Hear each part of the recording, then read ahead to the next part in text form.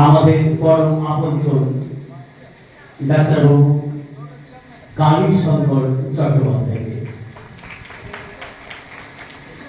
আমরা প্রথমেই প্রকাশক বিকাশ বোস মহাশয়কে কিছু বলার জন্য, বইটি সম্পর্কে কিছু বলার জন্য অনুরোধ করছি।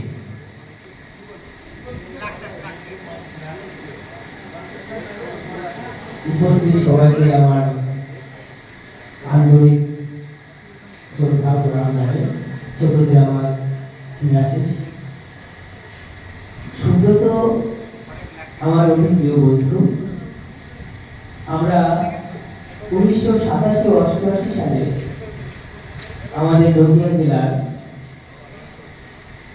ধর্মদা কেন্দ্র থেকে আমরা শিক্ষকের যে প্রশিক্ষণ সেটা আমরা নিয়েছিলাম, জুনিয়র বেসিক ট্রেনিং যেটা। তারপরে ওইখানেই পরিচয়, আর একসঙ্গে আমরা খেলাধুলাও করেছি। সংস্কৃতি জগতে সুব্রত খুবই ভালো বন্ধু। আর এবার দীর্ঘদিন আমাদের যোগাযোগ ছিল না, কিন্তু আমাদের একটা গ্রুপ করা হয়েছিল। আমরা যারা ট্রেনিং নিয়েছিলাম সেখান থেকে আবার নতুন করে যোগাযোগ।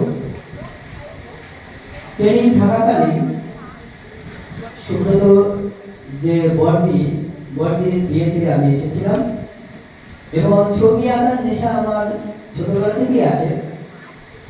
তো সুব্রত দিদির বিয়েতে আমি একটা রামকৃষ্ণ সারদা যৌথভাবে একটা ছবি এঁকেছিলাম, ওটা ওয়ালপেন্সে এঁকেছিলাম।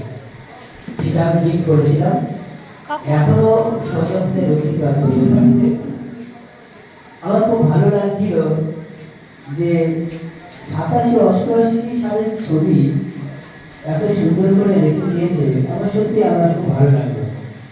তারপরে আমাদের বাড়িতে আমার মিসেস ও গান করে, আর গানের জগতে আমি, আমার ছেলে, সবাই যুক্ত।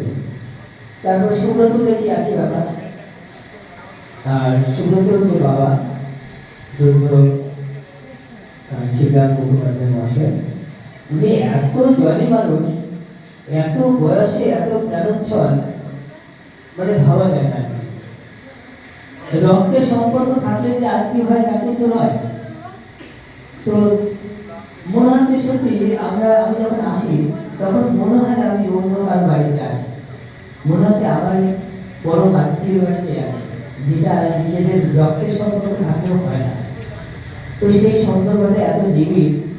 আমাকে একদিন সুব্রত বললো, বিকাশ আমার বাবার বাড়িতে লেখা আছে, তো একটু ইচ্ছা আছে প্রকাশ করি।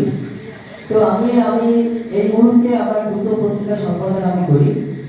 আমার একটা কবিতা চর্চার বই প্রকাশিত হয়, প্রতি বছর 2বার করে প্রকাশিত হয়, 6 মাস অন্তর, শব্দশৈলী। আরেকটা আছে সাহিত্যের বই, সেখানে কবিতাও থাকে, অন্যান্য খবরাখবরও থাকে, সেটার নাম সাহিত্য শৈলী। এই দুটো পত্রিকা সম্পাদনা করি। আমিও অল্প স্বল্প লেখালেখি করি। তো যা কোন ইচ্ছাটাকে প্রাধান্য দিয়ে আমি বললাম আমি প্রকাশ করতে রাজি আছি, তবে আমার তো ছোট প্রকাশনা। তো বললো ঠিক আছে, তাই হোক।